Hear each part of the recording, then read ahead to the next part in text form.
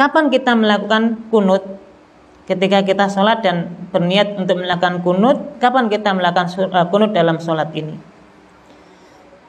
Yang pertama, bahwa dalam satu riwayat yang disampaikan oleh sahabat Ubay bin Ka'ab tadi, bahwasanya Nabi Shallallahu Alaihi Wasallam diceritakan Nabi melakukan kunut qabla ruku. Nabi kunutnya sebelum ruku. Jadi ketika membaca surat Al-Fatihah, kemudian membaca surat yang dihafal, sebelum ruku kemudian Nabi Sallallahu Alaihi Wasallam melakukan kunut.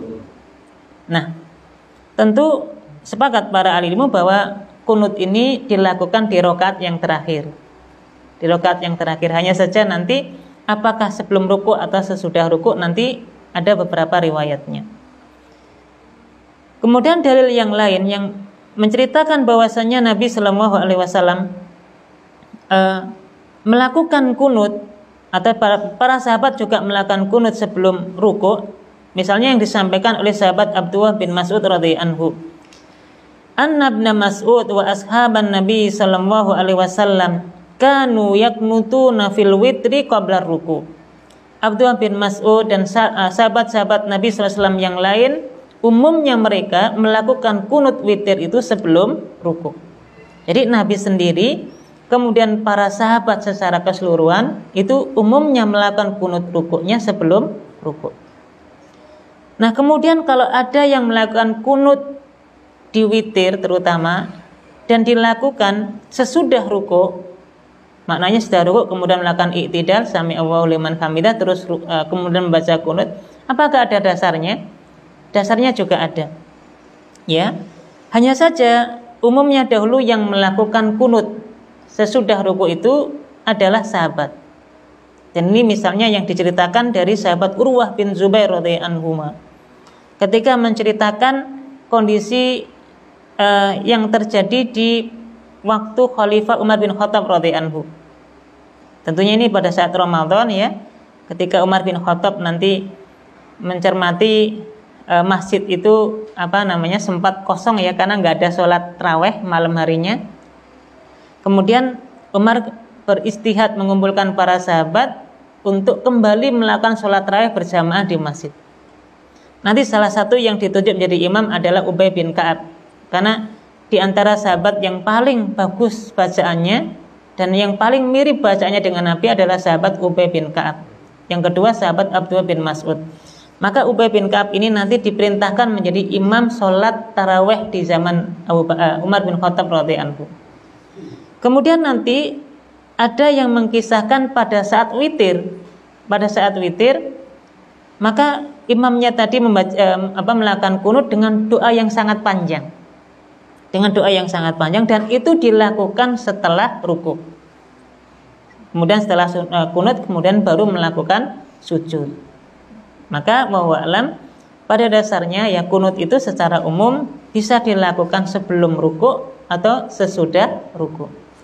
Tapi kalau kita langsung mengambil prakteknya dari Nabi Shallallahu Alaihi Wasallam, umumnya dilakukan sebelum ruku. Mungkin ini yang jarang kita jumpai, ya, melakukan kunut sebelum ruku.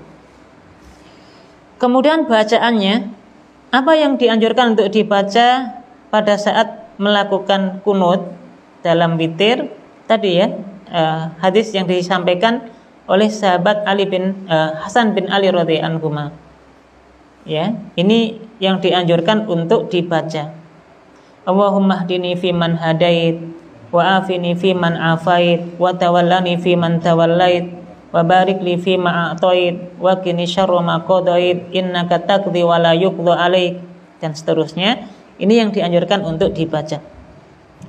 Demikian pula nanti juga dianjurkan membaca doa-doa yang lain, ya, setelah doa ini. Hanya saja kalau memang kita cukupkan dengan doa ini juga boleh, gitu, ya. Berikutnya jamaah dirahmati Allah, ketika kita melakukan kunut, apakah ada ketentuan untuk mengangkat kedua tangan? Jadi misalnya ketika kita kunut, ya, baik sebelum atau sesudah ruku, apakah ada anjuran untuk mengangkat tangan?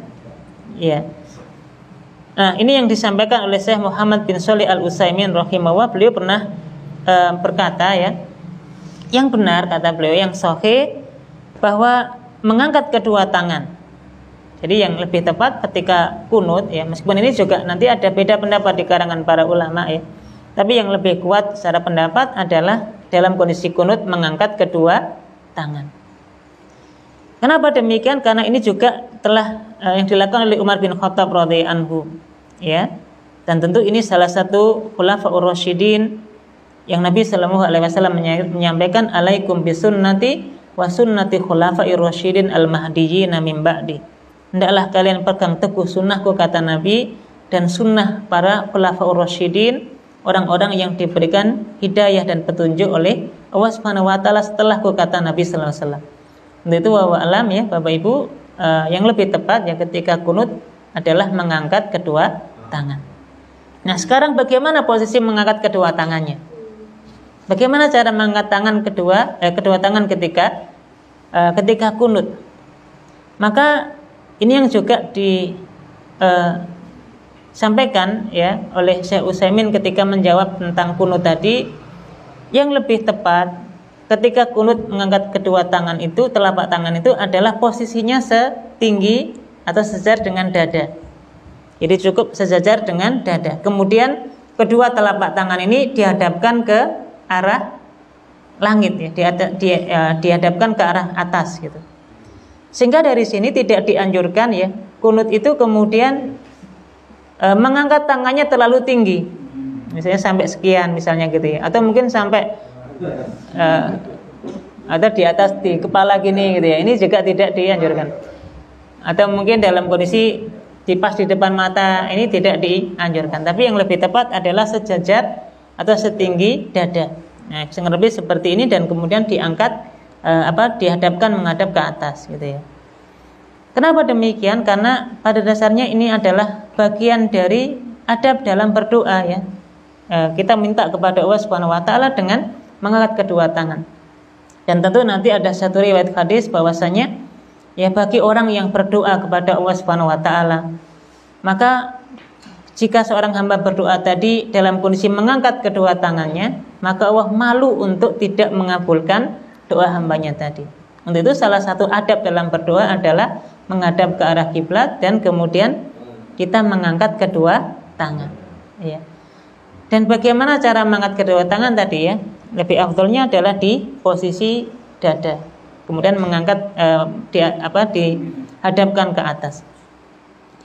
Dan ini juga yang disampaikan dari riwayat Al-Aswad rahimahullah. Beliau berkata ya, anna Abdullah ibnu Mas'ud kana yarfa'u yadayhi fil qunut ila sadrihi atau ila sadrihi. Abdullah bin Mas'ud radhiyallahu anhu, beliau ketika mengangkat tangan ketika kunut itu setinggi dadanya, sejajar dengan dadanya. Maka cukup setinggi dada ini saja, insya Allah cukup. Nah, jemaah yang dirahmati Allah, inilah kurang lebih beberapa penjelasan tentang kunut dalam witir. Pada prinsipnya ini adalah sesuatu yang juga disyariatkan, meskipun tadi tidak dibolehkan untuk terus-menerus dilakukan. Maka kadang-kadang dilakukan, kadang-kadang tidak ya.